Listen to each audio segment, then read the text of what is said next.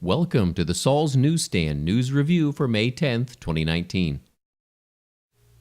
An article from USA Today reports, older Americans are relying too much on Social Security as a main source of income.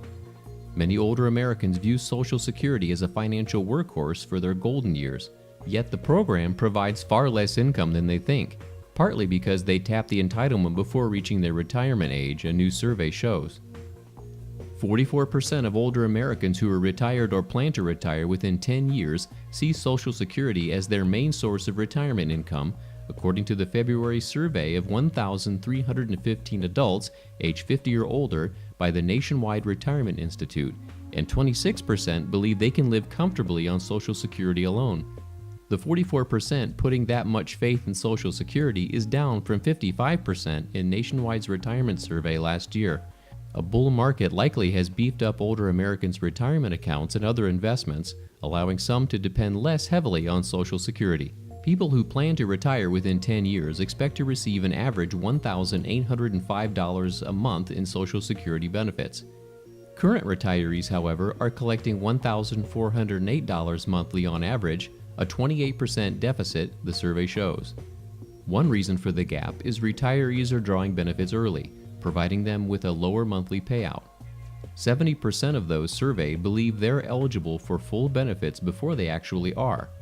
On average, future retirees think they can tap Social Security at age 63, and 26% believe if they claim early, their benefits will automatically increase when they reach full retirement age.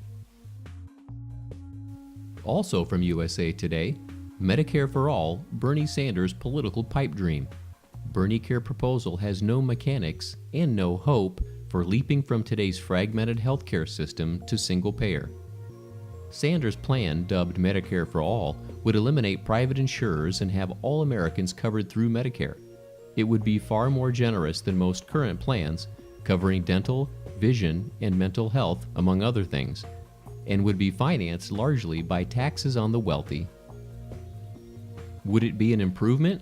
Hypothetically, yes, particularly if the nation were starting from scratch. The current system is hugely expensive for individuals and companies, generates mountains of paperwork, and keeps people tied to their jobs for fear of losing employer-subsidized coverage. But Sanders' plan has intrinsic drawbacks, most notably its soak-the-rich approach and its lack of cost controls such as copays. What stands out is the utter impracticality of getting from where things are today to what he proposes. The nonpartisan Congressional Budget Office, which has long been the gold standard for estimating the cost of legislation, looked at Sanders' plan and decided there were too many unknowns to produce a hard number. But CBO did say that implementing it would be complicated, challenging, and politically disruptive. The combination of generous benefits and lower payments to healthcare providers could create a shortage of providers, longer wait times, and changes in the daily quality of care, CBO warned last week. And finally, Fox News reports, McConnell on 2020. I can't wait to debate Dems on Medicare for None. Senate Majority Leader Mitch McConnell, a Republican from Kentucky, told Fox News Tuesday that he can't wait to debate health care during the 2020 elections, particularly what he calls the Medicare for None proposal put forth by many Democrat candidates. It's not just Bernie Sanders, McConnell said. There are 4 other credible colleagues of mine running for president saying they're signed up for the Medicare for None idea, and they've also signed up for the new Green Deal. So we're happy to have that debate. McConnell also questioned why Democrats were pushing a new health care overhaul less than a decade after the Obama administration enacted the Affordable Care Act.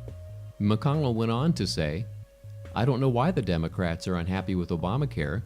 They worked on it for a long time and we were unable to replace it. It's there, and they're not even satisfied with the principal accomplishment, they said, of the Obama years?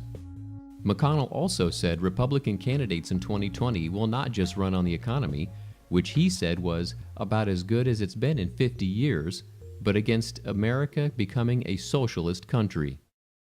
And that concludes your Saul's Newsstand News Review for May 10th, 2019. For more political news faster, visit saulsnews.com.